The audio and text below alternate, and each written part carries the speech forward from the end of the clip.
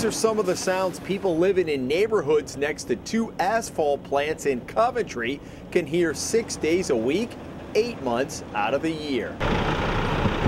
The sound of materials being delivered, asphalt being mixed,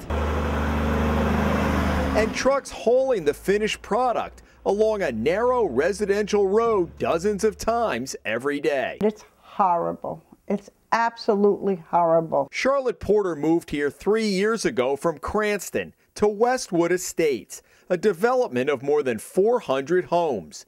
She and her husband arrived after the asphalt plants had finished for the season. Several months later, she got a rude awakening, literally. All of a sudden, it was around the end of March, beginning of April, and this foul smell came. It was unbelievable. And I'm a window person. I love my windows open. I had to shut my windows. I didn't know what it was. Nobody ever mentioned asphalt plants. And you never heard that from the real estate agent? Never heard that from the people who lived here? No one told us. I would have never moved here. These aerial pictures taken last week show how close Porter and her neighbors are to the plants, separated only by a line of trees. Porter, who now has breathing problems, is part of a group that wants to see the plant shut down or relocated, even though they and several other operations have been there for decades. The group says the town allowed the plants to expand and change significantly without getting planning or zoning approval, something the town and one of the owners dispute. There was a gravel pit, sand and gravel, concrete, but there were no operational hot mix asphalt plants. Tammy Duxbury heads up the citizens group, which has 150 members and is growing. Duxbury, who has lived about a mile from the plants for 2 decades, began noticing a black sticky substance outside her house a couple of years ago. She was not alone. The windshields on your car. During the day it would be very sticky, and when it would cool at night it would become very oily, so you couldn't even see out your windshield.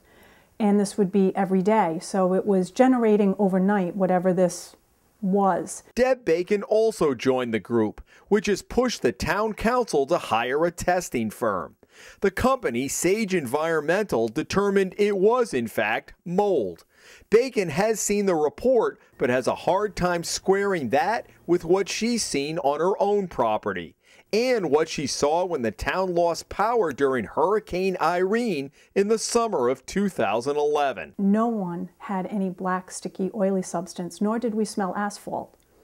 The night we got our power back on, it was 10:30 at night, and all you could smell was asphalt, and then the next morning, everything was coated in a black, sticky, oily substance again. The report also cited the presence of some chemicals, but did not determine the levels. No one has brought any information or facts forward to this council or to the health department to show that those chemicals are in that area because of these 2 asphalt plants. Town Council President Gary Cody has taken much of the heat from the citizens group. If these poor people bought those homes not knowing that there was an industrial zone that close by, then shame on the realtor who sold them that property for not practicing full disclosure.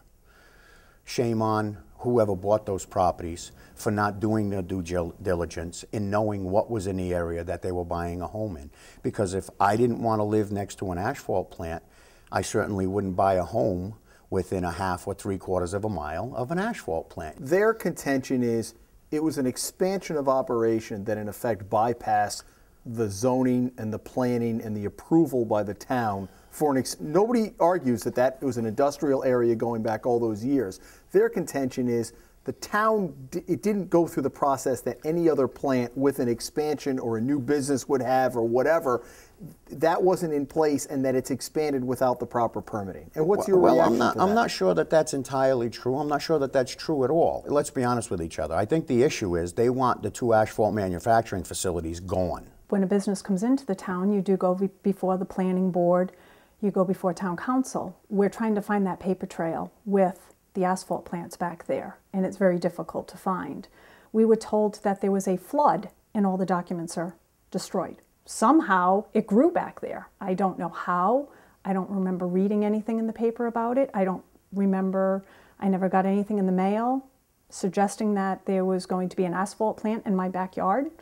Nothing. What we have is a situation here which is very unfavorable for both parties and unfair to both parties, is we have a heavy industrial zone buffered by a residential zone. Tom Maiozzi bought one of the two asphalt plants in 2004.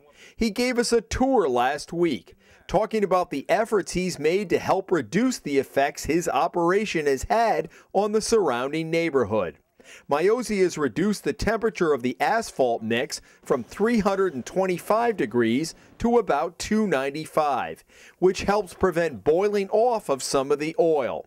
That in turn reduces the blue smoke and odor some residents have complained about. The plant's allowed to operate weekdays 7 a.m. to 7 p.m. until 5 o'clock on Saturdays and is closed on Sunday. Maiozzi often mixes his asphalt the night before and stores it in these two huge silos that he added since he bought the operation.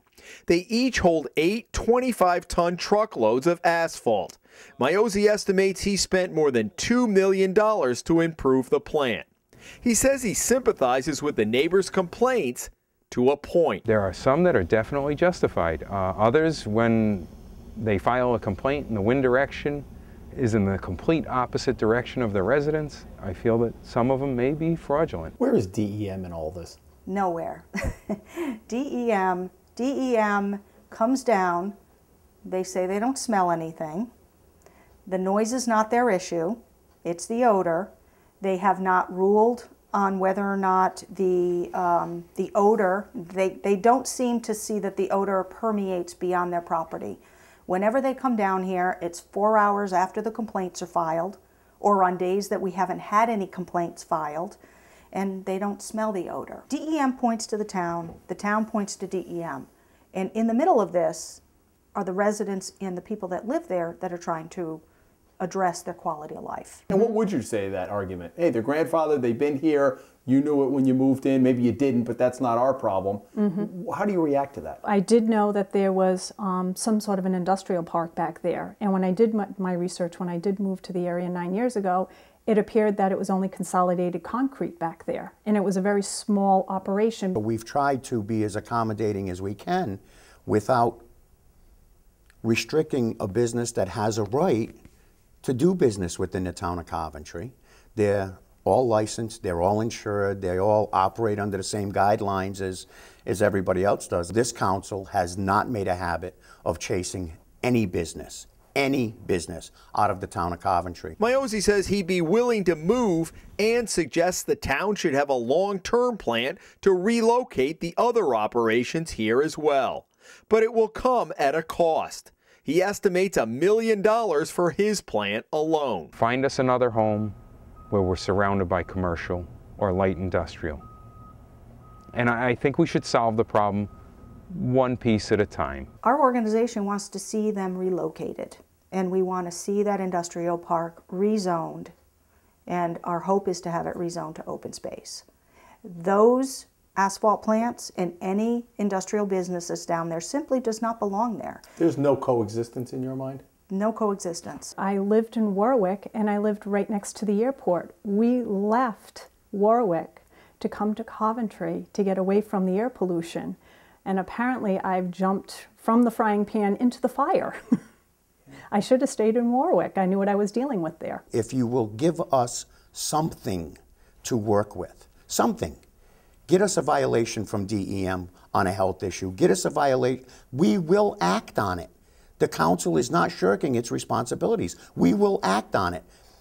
But you can't sanction somebody who hasn't done anything wrong yet. I thought I was having a heart attack. I had open heart surgery 4 years ago. And I thought I was having pain in my chest from my heart again. And it was very scary. Come to find out, it was my lungs. I have now been diagnosed with COPD and asthma, just like the rest of my neighbors. We know the short-term effects. We know the headaches, the bloody noses, the trouble breathing. What are the long-term effects? What have I exposed my family to? What have I exposed my children to? In Coventry, Jim Hummel for the Hummel Report.